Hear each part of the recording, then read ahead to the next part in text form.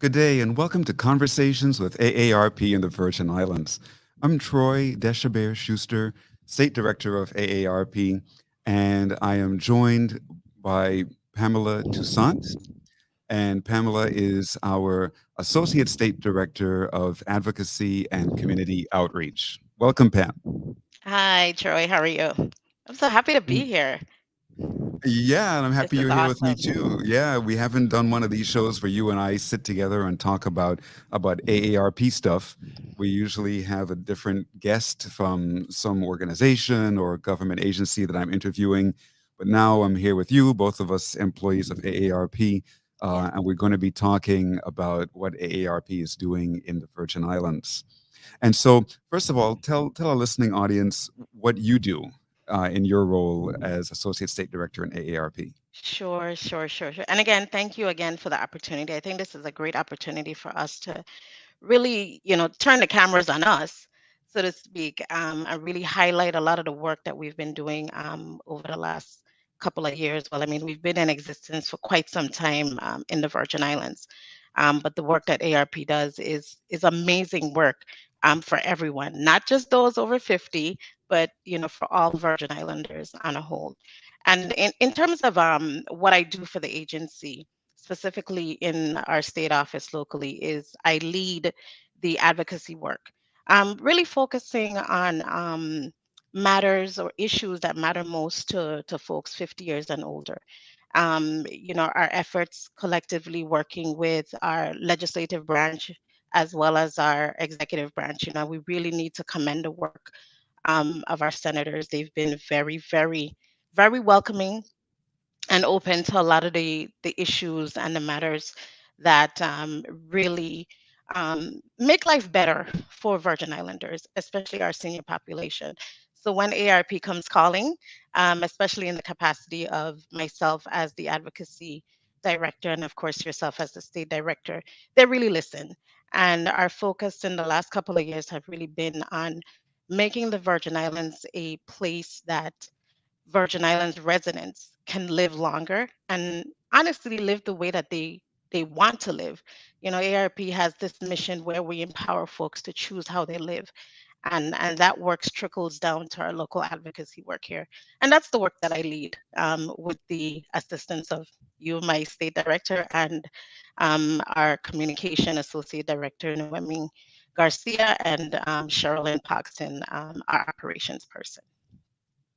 Yes, and so you talked a little bit about the advocacy. So tell us a little bit about your community outreach work. Sure. So my community outreach, I'm stationed on the island of, in the district rather, of St. Thomas, St. John. A lot of my focus is over here. However, I have done work throughout the territory. One that I'm particularly proud of is every May, which is Older Americans Month, we do what is known as an old time serenade, where we visit our seniors at the elderly residents throughout the territory, where we see upwards of close to 700 residents who don't have an opportunity to really get out. And what we've done in the past, this is actually our second year doing it, we've actually brought Stanley and the 10 Sleepless Nights to the doorsteps of our senior home residents. So that has been something that we've been doing, and it's something that we continue to do. We've also done things like our caregiving workshops. Caregiving for both of us, Troy, and for many Virgin Islanders is very dear and near to our heart because we're both caregivers, along with many Virgin Islanders. So ARP has really focused a lot of the attention locally on supporting persons navigating through the caregiver system. And our caregiving workshops, we've done that, and we've partnered with various organizations. I mentioned, of course, the local government entities, but even our nonprofits, the Women's Coalition, the VIA Council on the Arts. I don't want to name some of them, and then when you look, I don't get to name everyone, but we've had some amazing partners that have been able to. Human Services, one of our key partners in our advocacy work as well as our outreach work. So we've done a lot, entrepreneurial workshops. I mean, there's a plethora of outreach activities that we do, and we continue to do them in the territory as well. Yes, and so we're going to talk a little bit today about the advocacy that we do here in the Virgin Islands and some of our advocacy wins. But there's an important point that I must make before we get into that, especially because we are in an election season, big campaigning season that has already started up. And that is number one, AARP is strictly nonpartisan. So we Right. do not endorse any particular political party, and we don't endorse any candidate seeking public office. However, we do work closely with whichever governor and whatever senators are in office. We do work closely with them, even all through campaign season. And we do thank them publicly when they help us to address certain social mission issues that we're working on and bring us to an advocacy win. That means a bill has passed through the legislature and been enacted by the governor. So so even though we may thank senators because we're going to be talking about certain bills and we'll be mentioning certain senators that sponsored these bills, we are Hmm. not endorsing them. We're not asking anybody to vote for them. We're Correct. strictly nonpartisan, and we must keep that in the forefront. Again, we do not endorse any particular political party, nor does AARP endorse anybody running for public office, Right. and we keep that first and foremost. Also, uh, Absolutely. as we're about to go into talking about our advocacy, a reminder to our listening and viewing audience that AARP is a social mission organization, and we engage heavily in advocacy or lobbying from Capitol Hill to every state and municipality across the country. And we do a lot of community outreach so that we can educate the older population. So, as you mentioned, Pam, they can choose how they live as they age. And so we develop community partners and we have various programs and workshops and so forth that we offer free of charge to the community to help to bring that education to the people. Um, and I must say that we are not an insurance company. Everybody thinks that AARP is an insurance company, that we sell insurance. No, we're not an insurance company. And we're not for old people. Huh? It seems like every time Not we at ask all. people, yeah, not at all. You know, we ask people, what does AARP do? What does AARP mean to you? And they always say insurance and old people, right? But Right. we don't view anybody as being old at all. Absolutely not. No, no, no. And and so it's always about making good choices and being able to age as we choose. Absolutely, absolutely. And that's why, having our state office is so important to really looking at the issues that matter most. And you mentioned the fact that we don't endorse any particular candidate or party, which is absolutely what we do endorse is dealing with the matters and really finding solutions to those things that would allow people to live how they choose. So that's really the pinnacle of our work. How can you help us help others and be the voice of the voiceless? And so here in the Virgin Islands, the the pinnacle of our work at AARP in the Virgin Islands is livable communities. And we've been trying to get that concept into the mind of the public for several years now, talking about livable communities, making the Virgin Islands a more livable place for people of all ages, a place where people can feel comfortable living, where they can thrive socially and financially, a place where people will feel comfortable retiring, where they'll have all the services they need to retire and to sail into their sunset right here in the Virgin Islands. Right. Now, when we talk about livable communities, it doesn't mean that the Virgin Islands is already a livable community because we know that there are many challenges here, there are many deficiencies, like in any community anywhere across the planet. But it's about looking for solutions to make the Virgin Islands more livable. And shortly after Governor Bryan became the governor, he enrolled the Virgin Islands in AARP's network of age-friendly states and communities, and that was showing the commitment of the government, to work toward making the Virgin Islands a more livable place.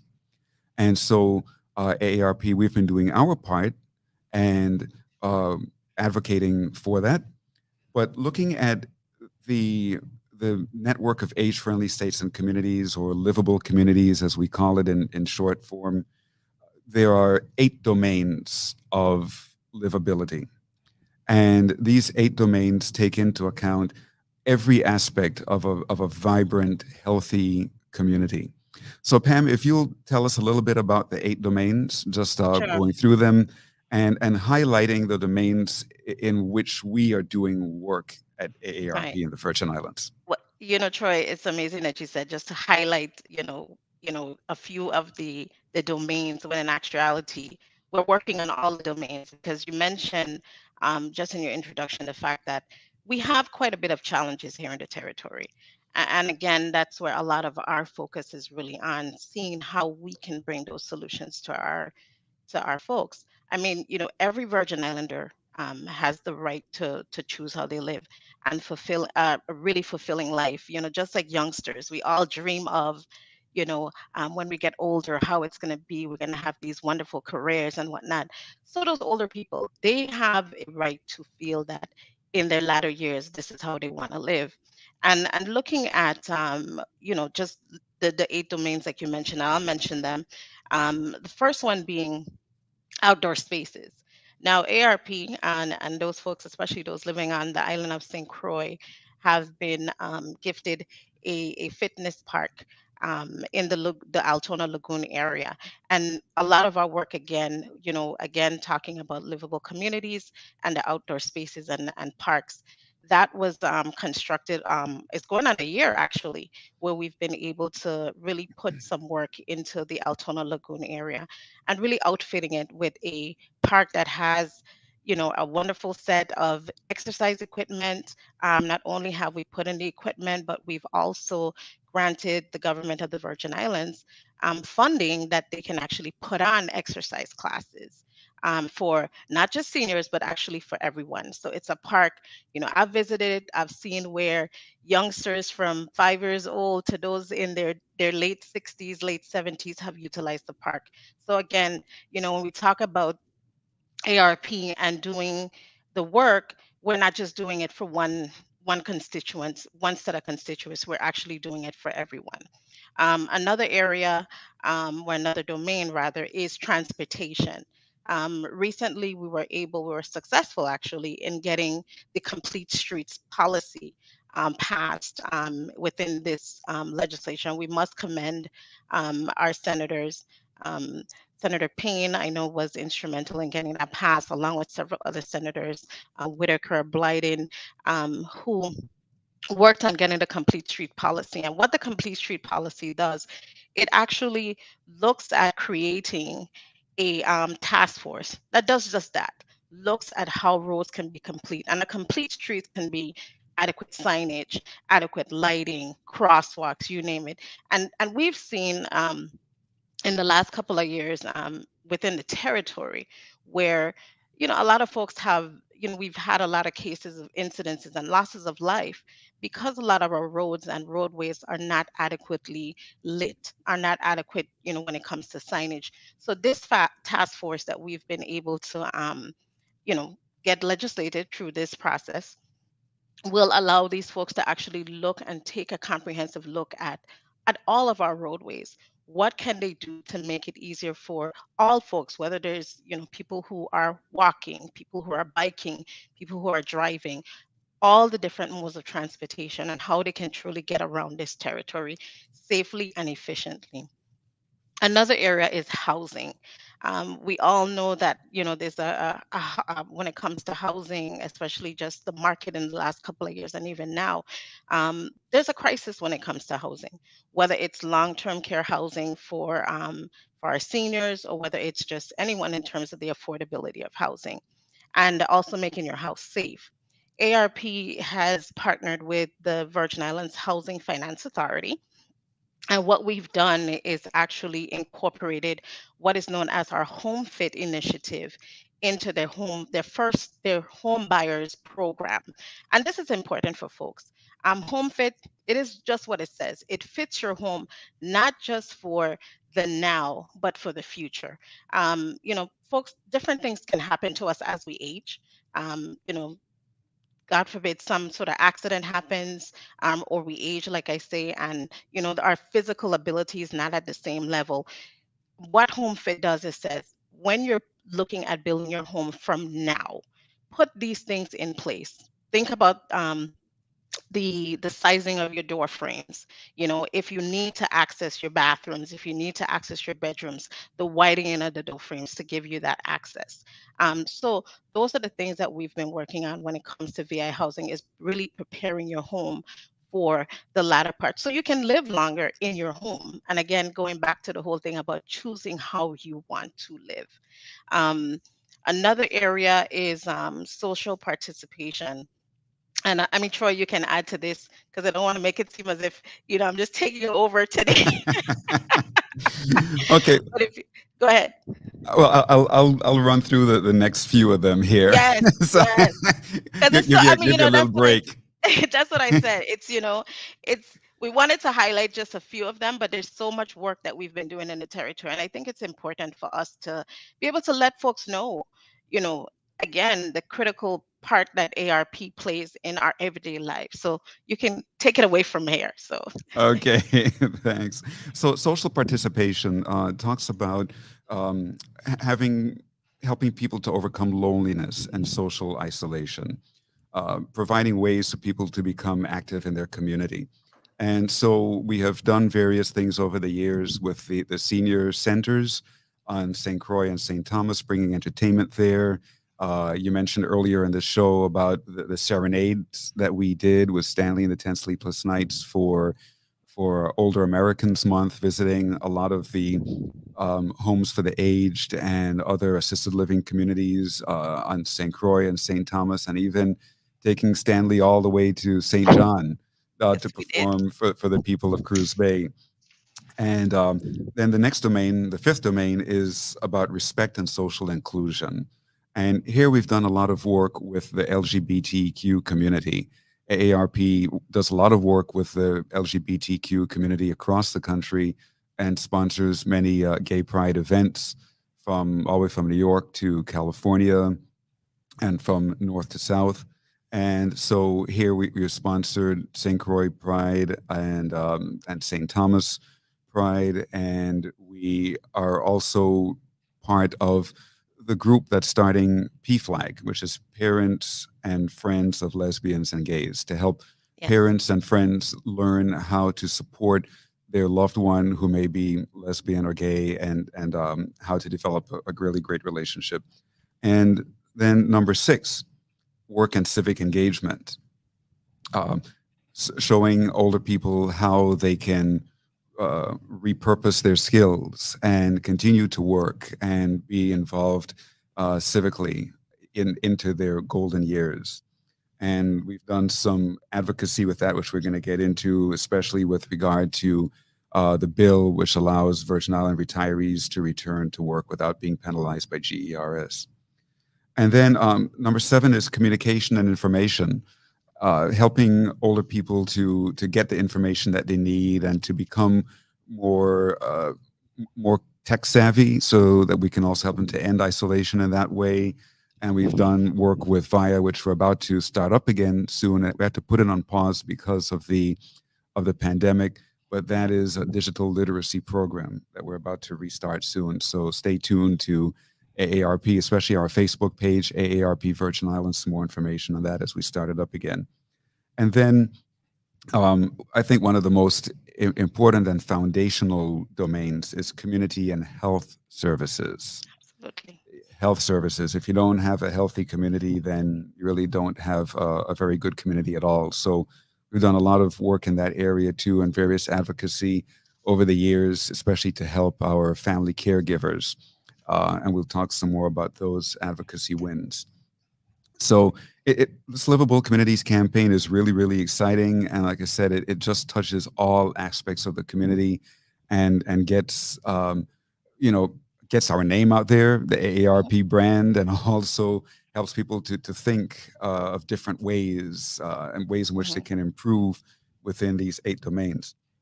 So Pam, earlier this year, we had four advocacy wins all at the same time, four different bills. So if you'll step us through some of that, starting off first of all with Bill number 34-0156, which is now Act 8556, regarding electronic wills. Right. And we worked real close with several of senators. In particular, there's one senator that helped us to take the lead in this initiative. But again, we must thank, all the senators for the continued support of the initiatives and the bills and the issues and the matters that we've really brought to their attention.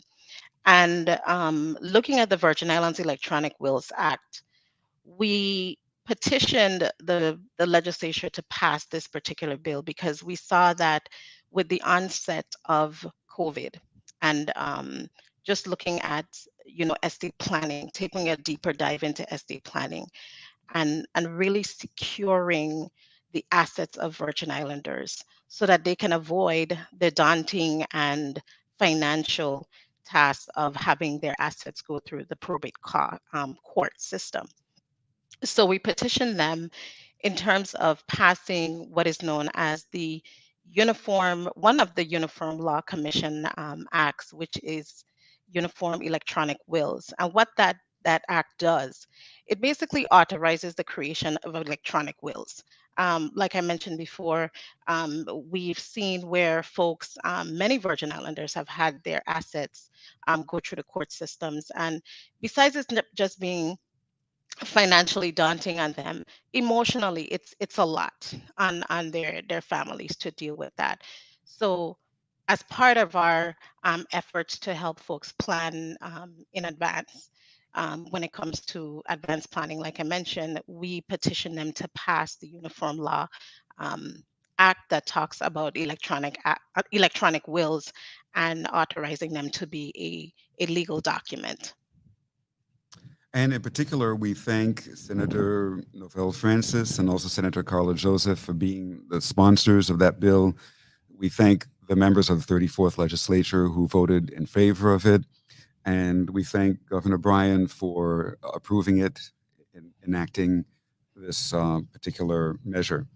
And so, Pam, tell us a little bit then about Bill number 34-0155, which is Act number 8542, um, which institutes electronic notaries.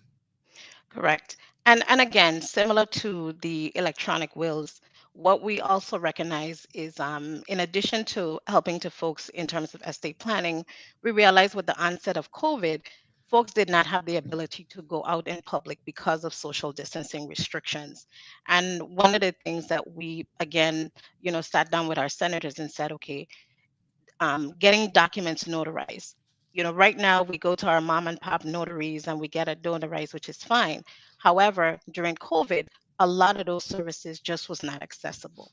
And if we talk about access, if we talk about the digital world, this is the wave of the future. We're actually behind the times when it comes to this because many other states have already enacted similar legislations within their counties and municipalities. So this is really the notarizing documentation as well as electronic wills.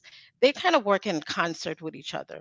And it's all about one, estate planning, but then secondly, two, is that not having an excuse as to why you can't prepare for your future, and not just the future of your family, your kids or whatever, but your grandkids and those even after.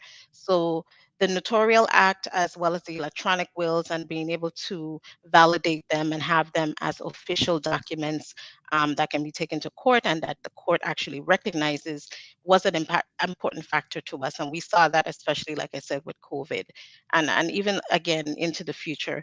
We're into the digital age, so this was actually bringing the Virgin Islands up to that point. And we thank Senators Francis, Joseph, and Fred Gregory for being the sponsors of this bill 34-0155, now Act 8542. We thank the members of the 34th legislature who voted in favor of it, and Governor Bryan for approving it and enacting it. And before we move forward to the next measure, the next piece of legislation, which is now law, I just want to make special note that there are special guardrails in place to avoid fraud with regard to electronic wills and electronic notaries. So it's a very safe way of developing your will and notarizing documents.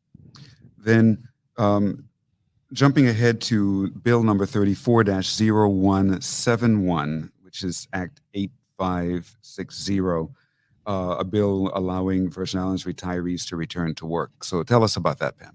Sure. So, Troy, I mean, up to most recent, the government of the Virgin Islands had reported in their budget request that there's over 1,200 vacant positions throughout the government, which is leaving a lot of our resources to be, and people actually accessing a lot of help because there's just not enough bodies to help our residents. So, we sat with Senator Potter and other senators that will mention their name as well. But we sat with Senator Potter and we wanted to really work on crafting a legislation that would work to get our retirees, especially those who had that talent of whether it's nurses, social workers, police officers, those hard to fill positions. And again, because without those critical positions in place or persons in place, then a lot of the services are lagging behind for our residents. And we all suffer because of this. So this bill, well, it's law now. What it allows is for retirees to return to work within the Virgin Islands government, actually 3 months after they've actually retired. That they only, but there is a safeguard, just like you mentioned with regards to electronic wills, because we did get some pushback. Folks was like, okay, if they come back, are they there for an entirety? However, they're only allowed to be there for at least 3 years. And within that time, the government has to really show that they've been recruiting to get folks back in. So again, it's all about being able to provide the services that's needed for our Virgin Islanders. Great. And So we we were thank happy to support Senators. that. Yes, absolutely. We thank Senators Potter, Gittens, DeGraff, Whitaker, Payne, and Johnson for being the sponsors of that bill. And all the members of the 34th Legislature voted in favor of it, and Governor Bryan for enacting that. And we, just to set it in the framework really briefly of livable communities, electronic wills and electronic notaries, we put that under community and health services because it helps caregivers, family caregivers who are helping their loved ones to create their will and to get important documents signed, especially as they're planning their twilight years and days. And we put the bill that allows retirees to return to work without penalty under work and civic engagement, and complete streets, as you mentioned earlier, under transportation. So we're out of time. Pam, you Wow. know how quick these shows go. You know. Thank you for joining me, our Thank you for listening having audience. me. Awesome. Thank you. Yes, to our listening audience, you've been listening and watching Troy Deshabert Schuster, State Director of AARP in the Virgin Islands, and Pamela Toussaint, our Associate State Director of Communications and Community Outreach, based in St. Thomas, but working across the territory. Thanks so much for joining this show, and we look forward to seeing you again in the very near future. Thank you.